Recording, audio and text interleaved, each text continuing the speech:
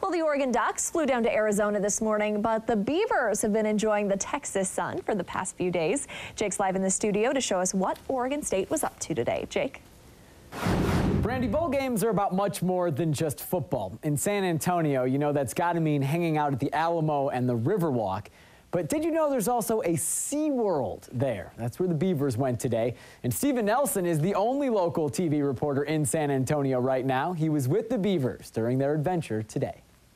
For Oregon State, their third day in Texas began here at SeaWorld San Antonio, where a group of redshirts came over and played with walruses and fed the dolphins. Then it was practice from 11:30 to 1 at the University of Incarnate Word. Then the regulars bus back to SeaWorld so they could have their fun with the marine wildlife. Back home, I have a 55-gallon fish tank in my room, so I love fish. So I've always loved them, all kind of animals, really. When I was little, I was a big animal dude, so I think it'll be fun. The bowl period presents plenty of opportunity to have unique experiences between the Riverwalk, SeaWorld, and the San Antonio Spurs game. So I asked the players if they were having trouble flipping the switch between having fun and then getting back to work. Our curfew's 12 o'clock, so that's usually like back home. People are in bed by 12, so I think they did it right this time with the coaches, like be in bed by 12, get your rest, come out to practice in the morning, the rest of the day is to yourself. I don't think it's really been difficult. I think everybody's, they kept their head level and, stayed focused on what they want. And I think the team's still hungry and still fighting for it. So, I think we're doing good. I think it's always about how the seniors approach it. And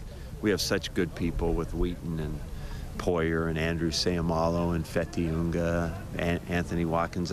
Those guys are solid guys. After practice, linebacker DJ Alexander and defensive end Dylan Wynn talked about their excitement for coming to SeaWorld. I asked them if they could be any marine animal, which would they be? And they both said a shark. Not very surprising for defensive players. For now, reporting in San Antonio, I'm Steven Nelson. Back to you. Thanks, Steven. I kind of like a sea lion or a walrus. Those look like happy animals. Coming up next half hour, we're going to get into the matchup, Oregon State versus Texas. Live in studio, Jake Sivan, KEZI 9 Sport. As we showed you at 5 and 6, the Beavers are juggling fun with work while in San Antonio. Our own Steven Nelson is doing the same thing. He brought you to SeaWorld at 6. Now time to look ahead to the game. Steven has more from San Antonio. Wednesday was the first time the media got to speak to both teams in a press conference forum. For Oregon State, it was the defense headed by defensive coordinator Mark Banker, who expressed respect for the speed that Texas brings on offense. They're a team that can get to the perimeter with their run game, whether it's with what we call a sweep, utilizing that speed they have as well as their bubble game. Again, very deep at the running back position with a good offensive line. I mean, they can downhill run at you. For Texas, it was co-offensive coordinator Major Applewhite and quarterback David Ash who expressed their admiration for how Oregon State's defense plays. The thing that stands out to me is how hard they play.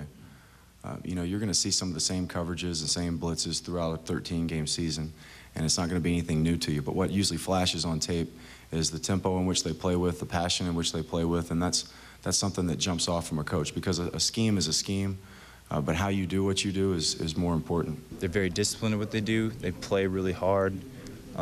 They're aggressive.